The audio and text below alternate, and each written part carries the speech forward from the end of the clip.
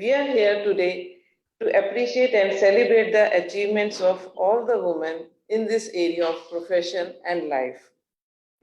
With this, I invite His Excellency Ambassador of India, Shri Akhilesh Mishra, who is also an alumni of IIT BHU Varanasi, to let us have the privilege of honor of having his views on this topic today. Namaskar. Thank you, Himaji. First of all, my very warm greetings from Indian Embassy in Dublin to all of you. My special thanks and appreciation to inspiring women from India who have kindly joined this program. I wish to take this opportunity to record and place on record my profound gratitude to countless Indian women and Irish women since I have come to Ireland about 5 months ago for their tremendous support, encouragement, and guidance to me and my colleagues in the embassy. We are very delighted to have this interaction as a platform for showcasing the participation of women in science and technology and generating new ideas. How do we work together between India and Ireland and also inspire greater participation of women in science and technology? Friends, as you know, we are celebrating as a country 75 years of our independence, Azadi Ka Amrit Mahotsav. And as part of this, we in the Indian Embassy are in the process of deep introspection and review of our state of bilateral relations and working out a kind of strategy for the future of our bilateral ties. And in this context, as a new ambassador of India to Ireland, I feel very excited about the opportunities I see. India and Ireland both are fastest growing economies in their respective part of the world.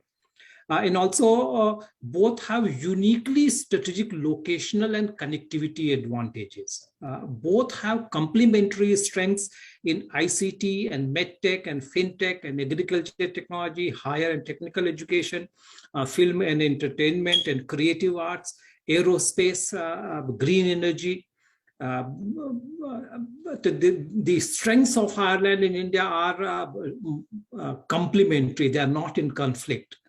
And also, as we identify sector by sector, the complementarities and potential partners and interlocutors from India and Ireland, I'm also trying to review the history of India-Ireland partnership and derive lessons from the past. And in this context, I'm really inspired to recall the formidable Irish women leaders like Margaret Noble, who is known in India as Sister Nivedita. She awakened the spiritual and social consciousness among Indian people. Annie Besant, the great educationist and political thought leader, who served as the president of Indian National Congress way back in 1917. And also she was instrumental in establishment of my own alma mater, Banaras Hindu University. Also Margaret Cousins, who played a pioneering role in establishing All India Women's Conference and also mobilizing Indian women as a force for political and social change. In India-Ireland relations, the most iconic figures and symbols of partnership are women. Besides the figures like Tagore and Yeats and a few others, civil servants and medical professionals, the most iconic linkage between India and Ireland has been provided by women thought leaders. And deriving inspiration from their example, we wish to revive that old tradition and create a new paradigm of women-led India-Ireland partnership for women empowerment and societal change. When we talk about women empowerment, we generally refer to three facets, three dimensions of progress. One is the vertical dimension, breaking of glass ceilings, breaking of artificial barriers to upward mobility of women. Second is horizontal, breaking of barriers, dismantling stereotypical no-go areas for women. The third is equity and inclusivity at a macro level. In India, friends, we have done extremely well as far as the first is concerned. We have had uh, prime minister, we had a president, we have chief minister, we have governors, we have ambassadors, we have ministers, including ministers of defense and finance and foreign ministry and HRD ministries, all powerful ministries and powerful positions have been held by women. Horizontally also, we have done quite a good job, and we have women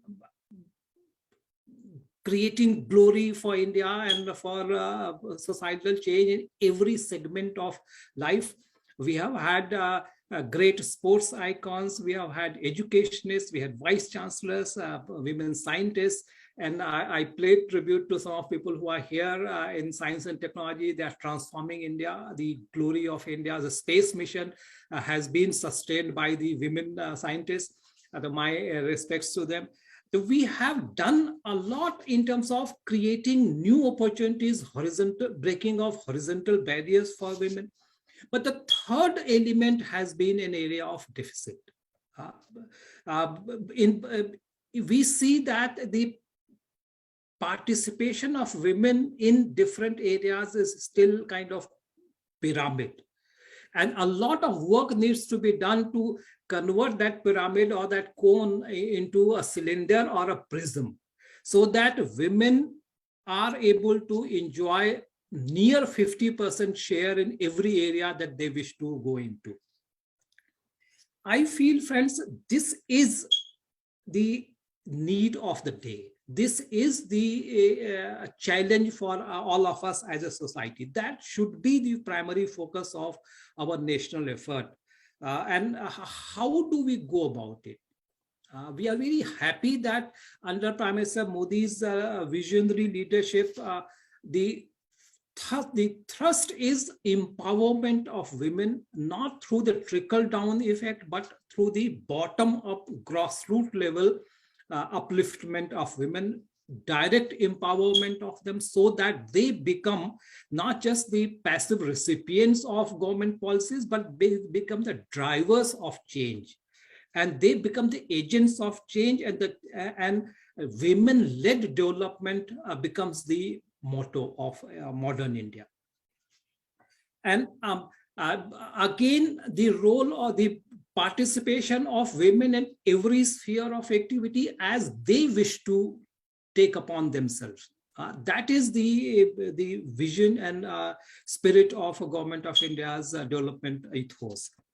And today's theme, participation of women in science and technology, is one niche area which I wanted very much to flag, so that the consciousness is created in India and also in Ireland, particularly among the Indian diaspora here, that women of India are not just in stereotypical work professionals like nursing or low-tech manufacturing or labor-intensive vocations, but they are in the forefront, spearheading the expansion of the frontiers of knowledge, cutting-edge areas of science and technological development and research. We have chosen the panelists for this session very thoughtfully, primarily because they are pioneers in their own respective area of their work. Secondly, their life story itself is very inspiring. Each one, young or senior professionals that we have on in today's panel, everyone has a very, very inspiring life story. And we wanted their story to come out to the public so that the younger generation, the girls and young women, aspiring women, they derive inspiration. And they see that there are models they can easily follow. Thirdly, I thought that the connection of this kind is very helpful in seeding new ideas. I think each one of you can be a nucleus, a catalyst for further dialogue, for the sharing of experiences, sharing of best practices among India and Ireland. As I said, the flag bearers of India-Ireland friendship are women. Like Annie Besant and Cecil Nevedala and Margaret Noble. So we had uh, a lot of people to people sharing of ideas, dialogue, conversation, which was guided and spearheaded by women. We need to revive that spirit. We need maybe 1,000 women-led conversations in different sectors of niche science and technological development and women empowerment. With these words, I thank Hemaji for organizing this event, and my sincere gratitude to each one of you for sparing time for this interaction. I'm looking forward to listening to each one of you carefully, and we will identify new areas for working together in the future. Thank you so much. Thank you for inspiring us all. Thank you, sir.